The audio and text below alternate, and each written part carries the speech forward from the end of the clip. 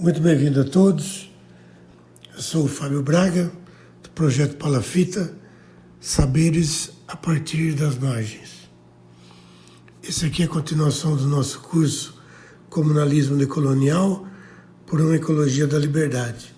Esse aqui é o nosso segundo encontro pela Rádio Sarau do YouTube.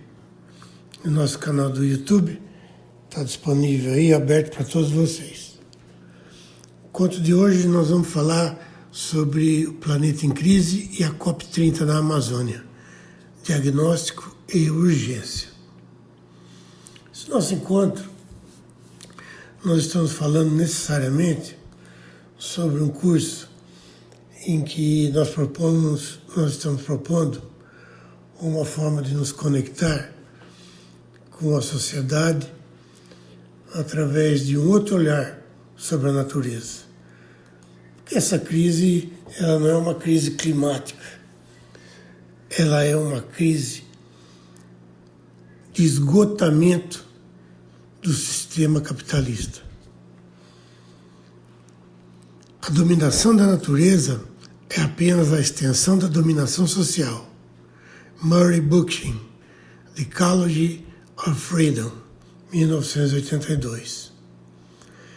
A insurgência da crise civilizatória.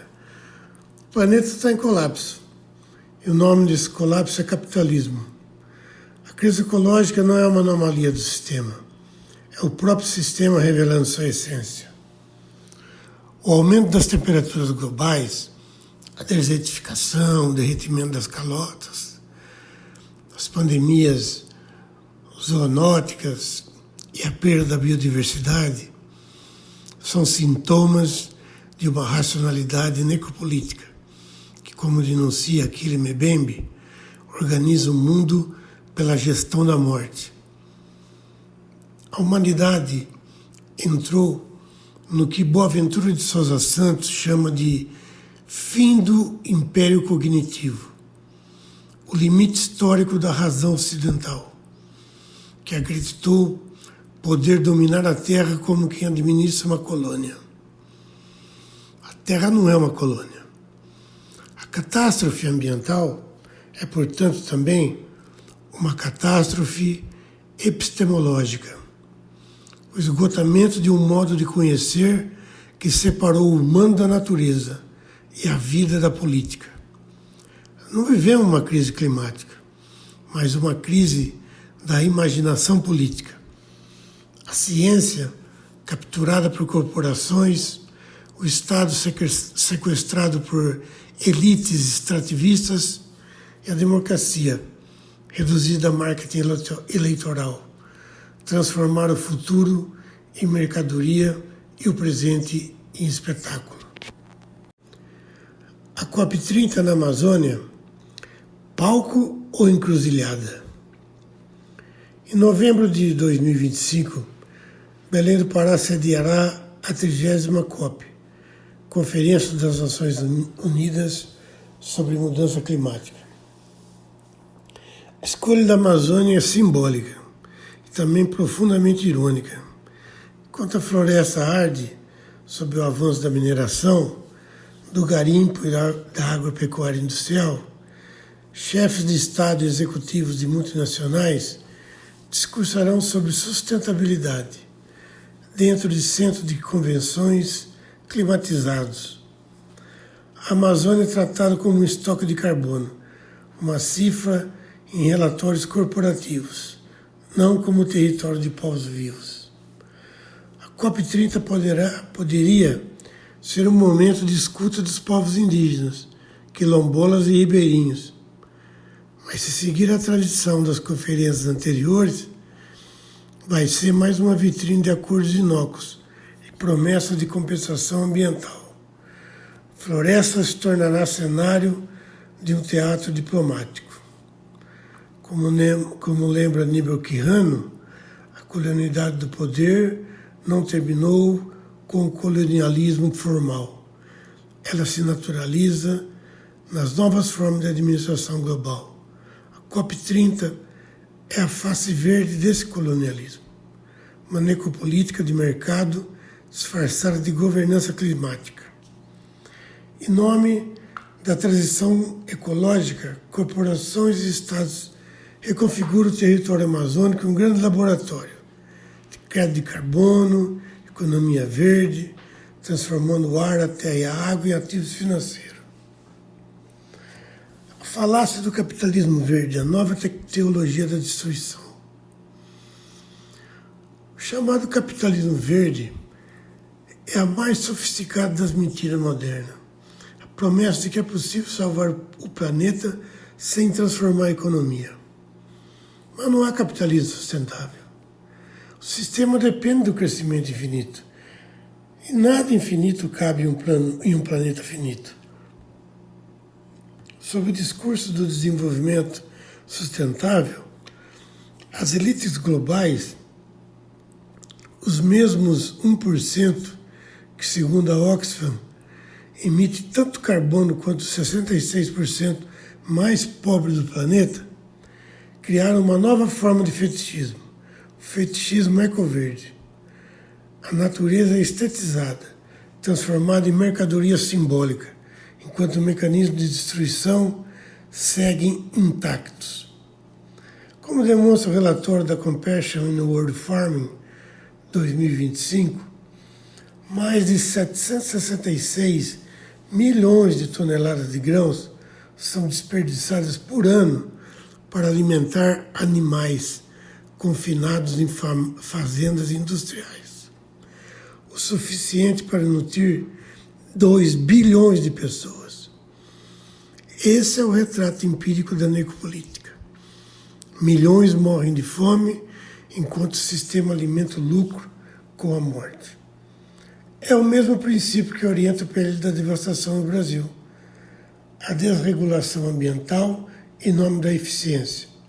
O silêncio administrativo elevado à condição de norma.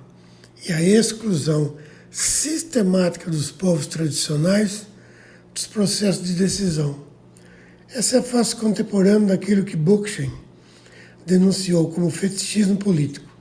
Acreditar que o Estado pode ser reformado para se tornar emancipador. O Estado é a institucionalização da dominação. O capitalismo verde, sua liturgia mais recente.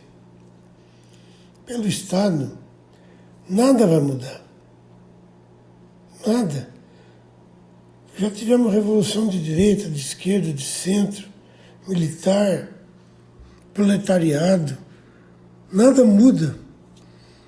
Porque sai uma dominação, entra outra. Porque é tudo vertical, de cima para baixo. O povo não participa da esfera de decisão, do poder, da tomada de decisão. É aí que está a virada. A Amazônia é como espelho da colonialidade.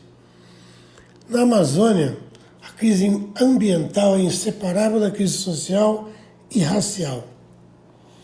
Os povos indígenas, quilombolas, comunidades tradicionais, vivem há séculos uma política de extermínio silencioso, uma morte lenta no sentido de Mbembe, a necropolítica tropicalizada. O PL da devastação no Brasil, ao restringir o direito à consulta prévia apenas a terras já homologadas, reafirma o contrato racial descrito por Charles Mills, um pacto em que a humanidade plena é privilégio de alguns e o resto da população é tratado como externalidade. A burocracia se torna instrumento de exclusão. O Estado nega o território pela falta do papel e nega o papel pela falta do território. O papel no sentido de documento. Como aponta Sueli Carneiro, o dispositivo de racialidade estrutura não apenas as relações sociais, mas também as epistemologias, definindo quem pode falar, quem pode existir e quem pode ser ouvido. A luta pela ecologia é, portanto, também uma luta pela escuta. pela escutativa, sem conhecer os saberes das margens, das florestas, das águas, dos terreiros, das quebradeiras de coco, dos povos de axé, não há sustentabilidade possível. Rumo a uma ecologia da liberdade. Esse curso, Comunalismo Decolonial, por uma ecologia da liberdade, nasce desse impasse, dessa tensão, de uma humanidade que sabe que está se autodestruindo, mas não sabe mais imaginar outra forma de viver.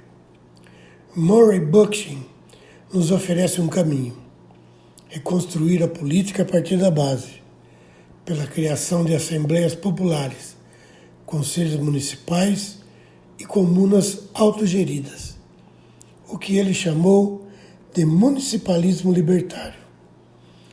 A verdadeira questão não é organização versus não organização, mas que tipo de organização. Bookchin, Pós-Scarcity Anarchismo, 1971. Essa é também a lição das comunidades tradicionais brasileiras. Nas aldeias, quilombos e territórios de resistências, a democracia nunca foi uma abstração, mas um modo de vida, deliberativo, comunitário, espiritual e ecológico.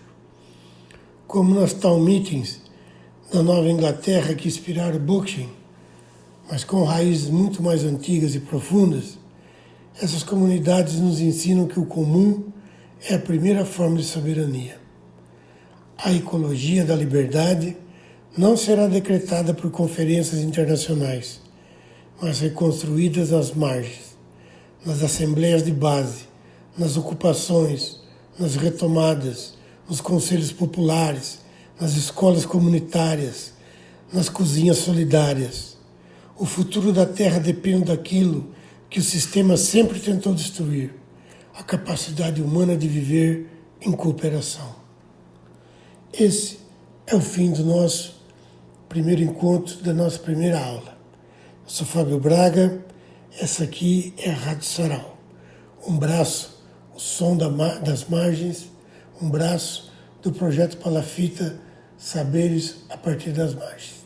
Muito obrigado, até o nosso próximo encontro.